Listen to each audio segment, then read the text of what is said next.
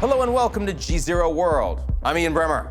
The long, hot summer of pandemic, protests, and politics at home and everywhere else is underway. As COVID infections climb in the United States, President Trump's re-election campaign may be losing its footing. But there are still several months and countless tweets to go. Today, I'm talking to the man known as the Biden Whisperer, sounds kind of romantic, Delaware Senator Chris Coons, about all the above. And then, it's puppets. Well, we waited all through the spring. We made it through the quarantine. Imagine you are a crew member aboard a spacecraft. Beyond the safety of the hull lay a hostile wilderness, devoid of oxygen and home to a deadly mix of photons and cosmic rays. That's the thinking behind an old philosophy to which the COVID-19 pandemic has breathed new life. It's called Spaceship Earth. Here's the idea. We're all hurtling through space together with no escape capsule. So planetary problems have to be addressed. For everyone's sake, there's no choice. Coronavirus is the worst crisis of our lifetime, affecting every country, every race, every ethnicity. More than 10 million are now infected that we know of. More than 500,000 have died. The pandemic has devastated economies and health systems alike, but it may have also given us a rare opportunity to fix our ship. For years, nationalism has been on the rise. Us versus them, the battle cry. The status quo brought on by racial inequality, endless failed wars, free trade, and advances in technology dislocating many in the working and middle classes have embittered all of those left behind. Jet-setting elites who praise multinationals while rejecting those at home have made globalism a dirty word. And as a result, anti-establishment votes have grown across the globe. The old world order, embodied in organizations like the United Nations and the WHO, has continued to erode. But here's the problem. When a truly global crisis emerges, like coronavirus, humanity needs those well-funded problem solvers operating across borders, because without them, the virus can more easily spread. Without global leadership, governments and their politicians who use the virus for political point scoring fare far worse. While caseloads are exploding in Brazil, more than a quarter of the known deaths have occurred right here in the United States. Meanwhile, basic protections like masks have become American political fodder, pitting neighbors against neighbors. Where do you derive the authority to regulate human breathing? But those leaders who instead opted for a science-based approach, early and aggressively, have best contained the outbreak so far. That's particularly true in New Zealand, where Prime Minister Jacinda Ardern celebrated her country's lack of transmission following strict lockdown orders. I did a little dance. That approach, the science, not the dancing, is the opportunity. The most urgent invention in the world right now is a vaccine that prevents you from getting COVID-19. The world has never produced a vaccine in less than 4 years. We're now hoping to do it in just one. More than 130 vaccine projects are now underway, 11 in clinical trials. And if just one of them succeeds, and those like the Gates Foundation and the United Nations come out on top, there will be a new story to tell. The planet coming together to save itself in record time, renewing faith in global institutions and offering a valuable lesson for future crises. But it's not enough to just create the vaccine. Once you get it, you got to get it to everyone. If not, due to cost or due to access, it could further divide us. Then there's the question of education. I mean, if wearing a mask can turn political, what are the chances for a syringe? Those anti-vaxxers are still out there. Still, if we're going to repair our spaceship, we need a new story about our planet. And the fight against coronavirus may prove the best chance we have. U.S. Senator Chris Coons, good to be with you, sir. Great to be with you again, Ian. Thanks for having me on. Absolutely. So jump right in. We are a few months into the pandemic right now. Record high cases, 9 states with record hospitalizations. President has dismissed those as embers. Every public health expert is calling for a more coherent federal response. My question to you is, if we're saying the Trump administration is failing to act, why isn't Congress stepping in? Well, first, I'll say that Congress has stepped in to the extent that we did actually come together 2 months ago and pass unanimously a very large package of relief and support for state and local governments, for hospitals, funding for testing, for the development of vaccines. But bluntly, Ian, the chaotic and uncoordinated federal response when it came to testing, when it came to PPE, personal protective equipment, when it came to just setting and keeping a standard, really rests at the feet of President Trump. The CDC puts out guidance, Dr. Fauci gives briefings, and then President Trump just bluntly ignores the advice of his most senior scientists and public health advisors. One of the things that has most concerned and alarmed me is President Trump's decision to try and withdraw the United States from the World Health Organization. I'm not even sure he has the legal authority to do that. So Congress has acted and will act again to provide relief, support, and assistance. But we frankly have failed to rein in the president's rambling and incoherent briefings and his routine bad example in terms of his public health practices. And that's frankly largely because Republican leaders in the Senate and Republican governors around the country have followed his lead rather than following the science. He can't leave, not for a year anyway, so you're right about that in terms of legal authority on the WHO. Absolutely true that one of the positive moments in this crisis has been Senate, House, and executive coming together with the initial relief and stimulus. Everyone out there economically is saying we're going to need an awful lot more. The lift is only getting harder. How comfortable, confident are you right now looking ahead at the next month, 2 months, that we're going to get another $1 trillion plus? And what do you think that package looks like if it happens?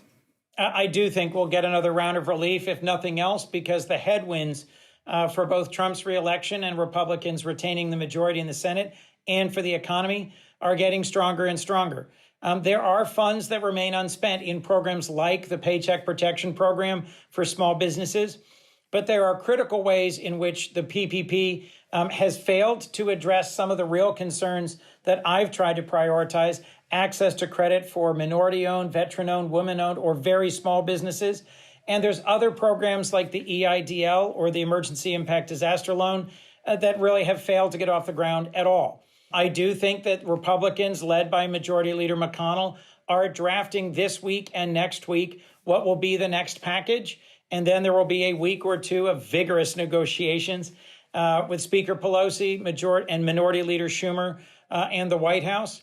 I think in the end, we will see some aid to state and local governments, some additional individual stimulus checks or relief support, some solution around the extension of unemployment, and some kind of a back to work bonus and support for training.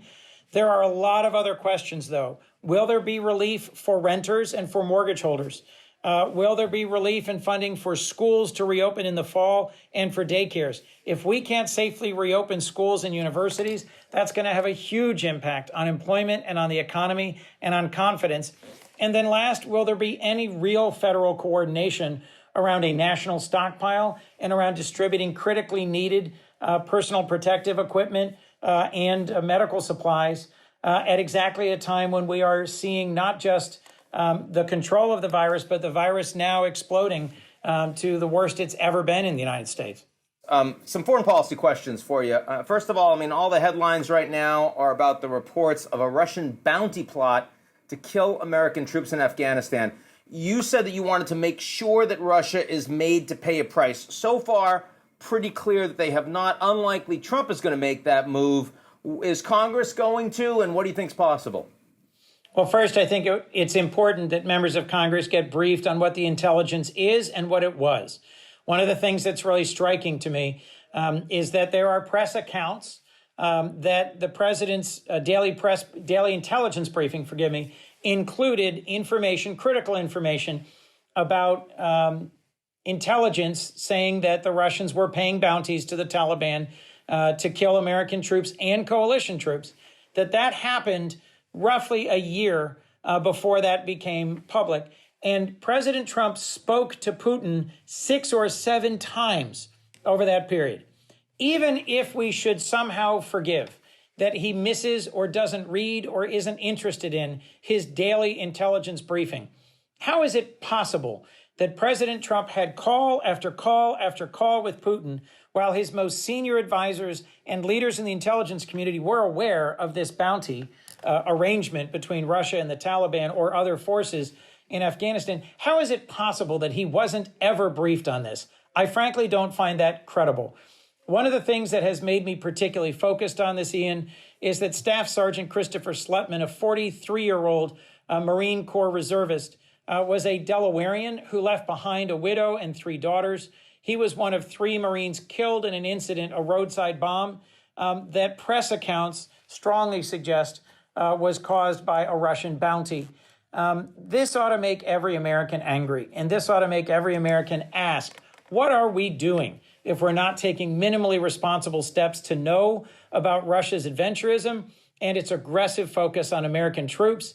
And what should a next president be willing and able to do to stand up to Russia using all the tools in our toolkit, from sanctions to cyber actions to other actions? Now, since we're talking about foreign interference, let's move to the elections. During the impeachment proceedings, president's lawyers told you that foreign interference in an election not necessarily illegal. I think that the idea that any information that happens to come from overseas is necessarily campaign interference is a mistake.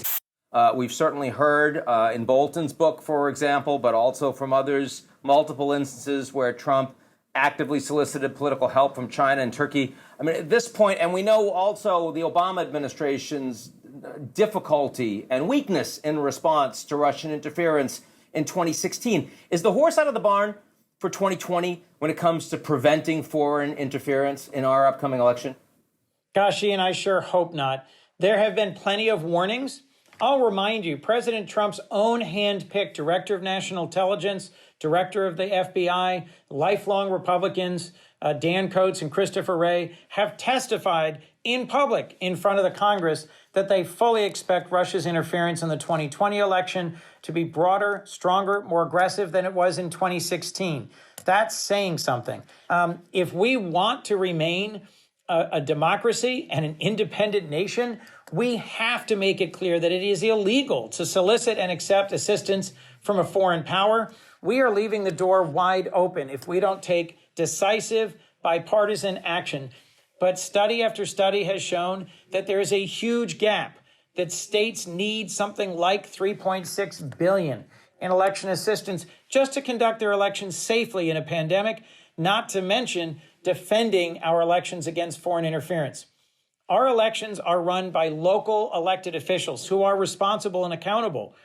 But we don't ask them to be responsible for defending their states and counties against a Russian missile attack or a Russian jet fighter attack. Why should we expect them to fully fund an expense against a GRU cyber attack against our election? We should be standing up and supporting it with both statute and funding. So a lot of that money you're talking about is not just in terms of foreign interference, that $3.6 billion, a lot's to expand vote by mail, expand early voting. We've heard from the Trump administration, this is how elections get stolen. They shouldn't be allowing it. If people can show up for Black Lives Matter protests, they should be able to show up and vote. Where do you come down on that? Well, I just voted by mail in Delaware's Democratic primary for the presidency. And one of the things that we've had a series of steering committee briefings and meetings on with secretaries of state, with state party leaders, both Democrat and Republican, is that it is possible to safely vote by mail. President Trump votes absentee by mail in every election. Hundreds of thousands of America's diplomats, development professionals, and armed forces members vote absentee by mail remotely in every election. I would suggest that there is going to be a lot of need for election security machinery and systems if we're going to have greater and greater vote by mail going forward, not because voting by mail is inherently any less secure, but because 40 states have very modest vote by mail. So in order to count the ballots, print the ballots, pay for the postage, you do have to have appropriations. And there are 5 states right now that for years have conducted most of their elections by mail, including blue states like Oregon and red states like Utah. They do it election after election, safely and securely. You're a top advisor of the Biden campaign. You're there in Delaware, our favorite son. When it comes to foreign policy, can you boil it down in kind of a quick nugget or two, what the Biden doctrine you think ends up looking like? I think the Biden doctrine is neither America first, which is ultimately America alone, nor America the world's policeman. I think it is a mischaracterization of the Obama-Biden foreign policy for President Trump to say that we were picking up the tab and fighting the world's wars and that we were disrespected. In fact, I think largely the opposite. The United States benefited significantly from the global network of close alliances with leading free and open societies that we built over the 7 decades since the Second World War. And so NATO, I think, is a critical part, not just of our strategic infrastructure, not just to help keep us safe, but to give us access through the EU to markets and to opportunities, to support and significantly strengthen the alliances between countries like Canada, the United Kingdom, Germany, France, the United States, that have a shared framework of common values. One of Obama-Biden's biggest strategic pieces of outreach was the Trans-Pacific Partnership, going to be 40% of the global economy. Obama couldn't quite get it done. Trump leaves it. Do you think Biden picks it up and says, I want back in if he becomes president? I don't know. But I do think that re-engagement with our allies in the Pacific, restarting critical conversations about how do we set standards for conduct of all kinds, whether it's freedom of navigation or it's in the commercial space. How do we set standards for conduct that we all collectively expect China to meet or push back on China's failure to meet? If we don't engage, if we don't show what high standards look like, then I frankly think we are ceding to the Chinese the standard setting and the leadership role in the emerging parts of the world. What do you think the biggest lesson that Biden and the campaign should be to take from Hillary's defeat? Well, look, this is not meant to be disrespectful in any way of Secretary Clinton, who I think was very bright, very capable, and had a very strong policy agenda. We're in a different environment in 2020. In 2016, we had a robust economy. We were largely domestically settled or stable. We were still engaged in long wars in Southwest Asia. But I think there were millions of Americans who felt left out and overlooked, who felt they hadn't participated in the recovery, and looked at Donald Trump and thought, why not? I can take a chance. What's the worst thing that could happen? 4 years later, they know what the worst thing is that can happen. It's happening right now. We could have a crisis like a global pandemic with a president who is utterly unprepared to lead and to manage. We could have a nationwide crisis caused by the brutal murder of George Floyd in Minneapolis that could reveal the deep divisions in the United States rooted in race and racism. And we could have a president who not only fails to competently respond, but who cracks those divisions wider open. We've got millions of Americans who maybe were not convinced that Hillary Clinton was the right person to be the next president. They have got to be convinced now that Joe Biden's compassion, his ability to see our differences and heal us and bring us together, his ability to lead in America's best interest on the world stage, and the fact that for him, this election is not about him, it's about us, makes him the right choice in this context. Senator Chris Coons, great to be with you. Thanks a lot. Thank you, Ian. Great to be on. Well, we waited all through the spring. We made it through the quarantine. Now everybody wants some summer fun. Rushing to reopen and you jumped the gun. The president said that we would vanish one day, but it's 6 months later and we're having our way. Second wave. Second wave is coming soon. Surf is up in every crowded room. Second wave is coming fast. Everywhere where they're not wearing masks. That's our show this week. Come back next week, and if you like what you see, take a minute to sign up for GZERO's excellent morning newsletter Signal. You will not regret it. It'll make your entire life a little more worth living.